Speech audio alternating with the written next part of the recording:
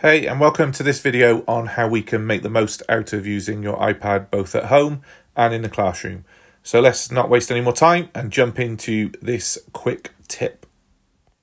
In this video, let's take a little bit of a deeper look into Office 365 and how it functions both through Safari and as a standalone app. So let's first jump back into Safari and go to our Hub landing page. And this time we're going to go to Office 365 and go ahead and open that. Now again, this might ask you for logins if you've previously logged out of things. In this case, I'm just straight through to my account. Now you'll see here that you have access to a range of tools provided to you free through Hub. Lots of schools at the moment using Teams, and we'll do a separate video on how you can utilize Teams on your iPad at a later date.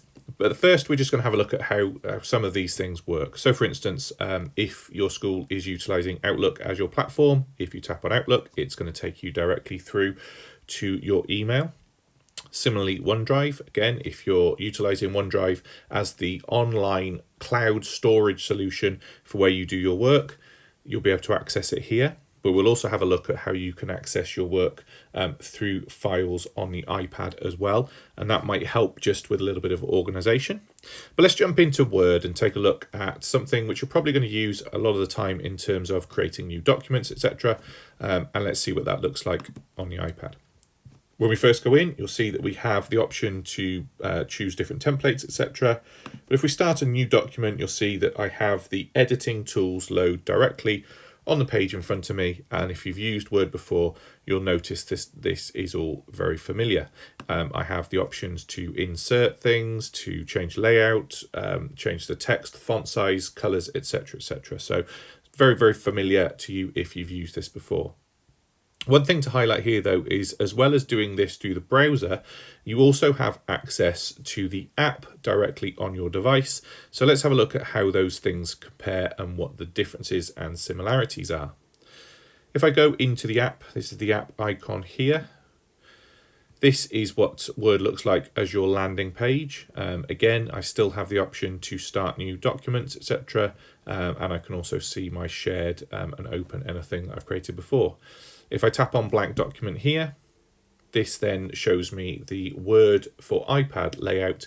And there are a few things in here to just highlight that offer just some alternatives to how you might add in your text. So for instance, again, I can insert things and I have the range of things that I can insert. If I tap on pictures, obviously it will take me directly to my camera roll, the same as it will do on the Safari version. But equally now I have the option to be able to access the camera directly because this is built into the app, and as you can see I can start to take photos and add those into my document. One other thing which is a useful add-in because of the fact that you have the access through the iPad and the iPad tools are built in is the ability to be able to draw. So this will come built in onto the iPad version, much the same as it does if you're using a desktop version of Word. But again, because I now have access to potentially a stylus, I can turn that on and I can draw directly onto the screen. So that's a really nice kind of added touch to that.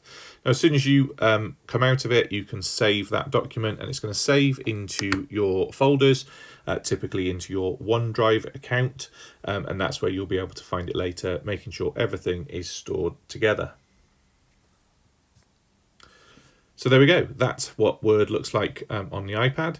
The differences between using the online version and using the app version. But again, through Hub, you have access to each of these. Now, this is replicated across both Excel and PowerPoint, and the access works in exactly the same way, where you would choose which one you wanted to go into from your office.com page, or you would choose the app itself as a download.